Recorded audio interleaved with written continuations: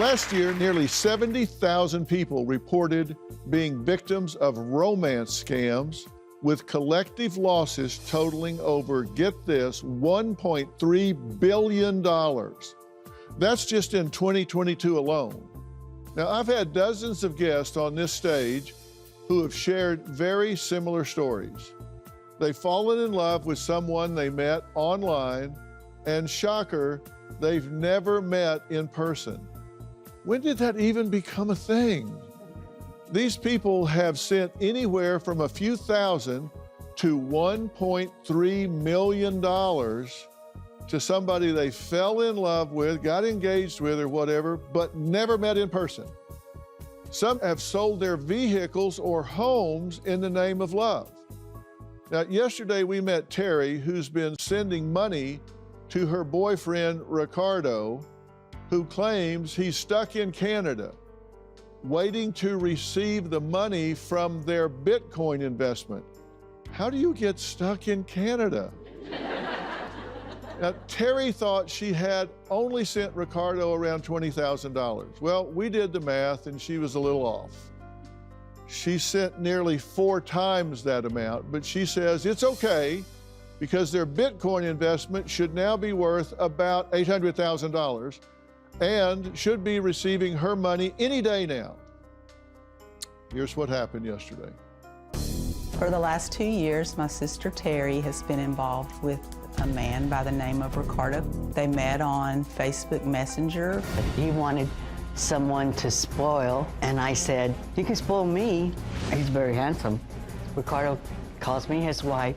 Sometimes I cannot figure out what he's saying, but he doesn't sound African.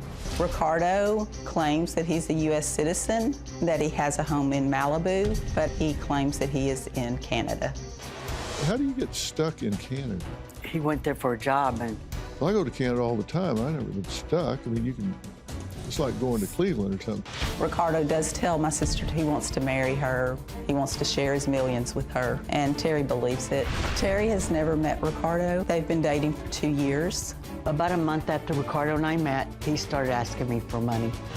Terry, you think you sent him around $10,000, $20,000. So you've actually sent him a total of $79,561. What do you think about that? Sick. I'm sick. The only thing worse than being in a fraudulent, non-existent relationship for a year is being in it for a year and 1 day. He's supposedly this really wealthy guy, but he's asking her for money. Does that make common sense? No. Sometimes this whole thing doesn't make common sense to me. Do any of you think a decent man would allow a woman to do that? You're gonna make me cry. Well, I would rather you cry than keep sending that son of a bitch money. Terry says Daryl claims he's the only one with keys to Ricardo's condo, but we found someone else who also has a key. Here's what she had to say. Hi, my name is Jasmine Wilcoxon. I am the real estate agent here at 1211 Caroline Street. I am helping the sellers right now sell this property. The home has been on the market for 11 days. What I do know is that Daryl or Ricardo are not the owners of this property, nor have they ever been, and they have not accepted any offers under that name.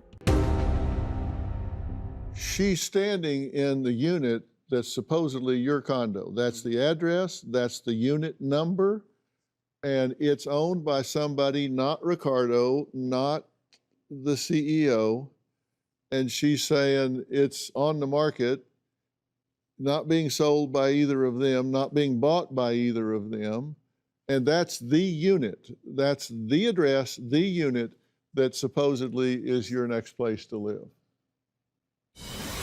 Terry does not hang out with any friends. She does not have any money to do anything because she gives it all away, and she sits at home and waits for the call from Ricardo. She's very lonely.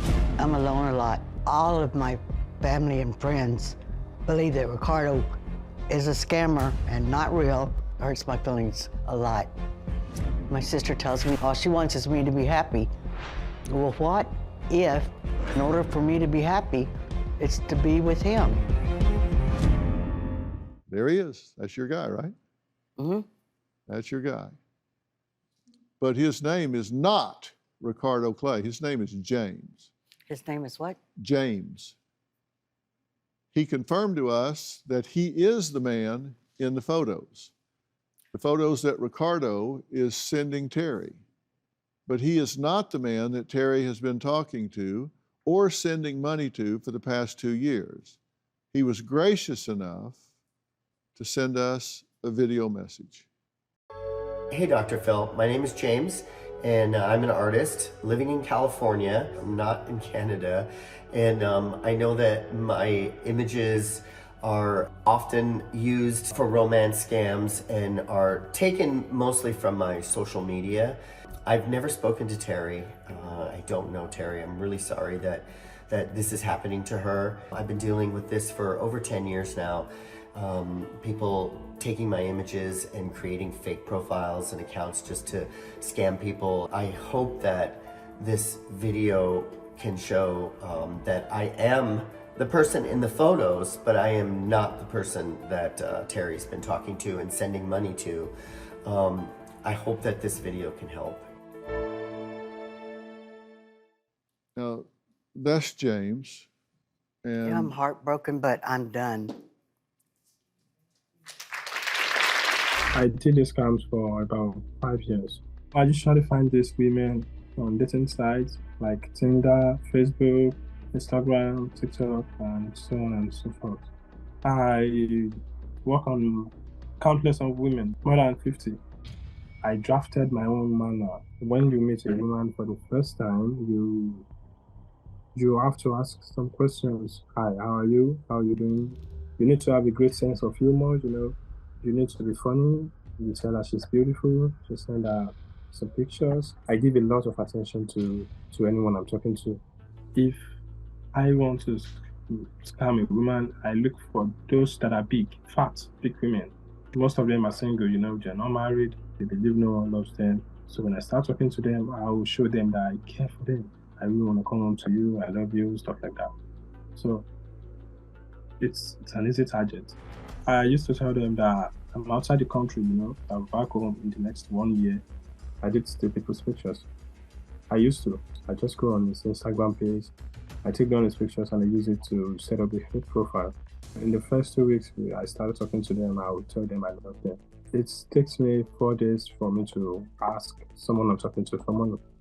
The most money I made was in 2021, and that was over $30,000. Very, very big money. Very big. I felt guilty at some point when I was scamming. See, there's a science to it. And we see it in this manual, this 40 pages, and it starts out research. And he starts out by saying, I have a list of my clients here, and I keep their name, and then I have all of these facts beside their name. They're interested in dogs, are they interested in gardening, their children's names, their nicknames, because they're working 40 or 50 files at a time. And so they don't want to get confused with all of that. Years ago, we met Ralph. Now, he met a woman named Louise on an online dating site, and despite never meeting her or even speaking to her, I get this, he didn't meet her, he didn't even speak to her. They just fell in love texting. And he believed they were in love. Now, Ralph sent Louise $154,300 to get her back home from Berlin, Germany. I think a ticket's about $3,000, but he sent her a little more than that, where she claims she was stuck while supervising a new construction for a government shopping mall. But even that amount, well, it just wasn't enough. I've been in a relationship with Louise for about 10 months. We met on a dating site. She had all the traits that I was looking for in a girlfriend. Louise is supervisor for a construction company that's building a shopping mall for the German government. She is real and our love is true. You've never actually met her in person. It's all been either text or emails. Why haven't you talked to her on the phone? I've tried, it runs to voicemail. She's never even left you a message. No. So she could sound like me for all you know. He's been drained of most of his retirement money. Ralph has given this woman $130,000 to $160,000. What are the excuses for not showing up? She actually got to the airport and they stopped her. That's what she said, yes. Right. Said, you've overstayed your business visa. Well, wouldn't they then want her to leave? This was an intimate picture that was shared with you. It was a nude photo, right? Yes. This is this woman's face photoshopped onto a nude body and sent It's to identical. you. You could stick my face on there. The woman in the pictures. She is also a victim in all this. Her photos were stolen from her social media without her knowledge. So, Ralph, let me ask you straight up, do you or do you not believe that you are being scammed? I'm convinced that I've been scammed, yes. Do you have any doubt whatsoever? No, I don't have any doubt. Well, we checked in with Ralph, and he says he's proud to say he hasn't sent another penny to Louise or any other scammers since we last spoke. Ralph, I'm happy to hear that you've made those changes and are living your life in the real world now. We wish you and your family nothing but the best. Look, we're out of time for today, but I want to thank all of my guests, and special thanks to Chris at Social Catfish. As we learned today, it's really important to check all the facts when communicating with someone online, especially if you're asked to send money. Do you have a story or a question for me? Click the link in the description and tell me what in the world is going on.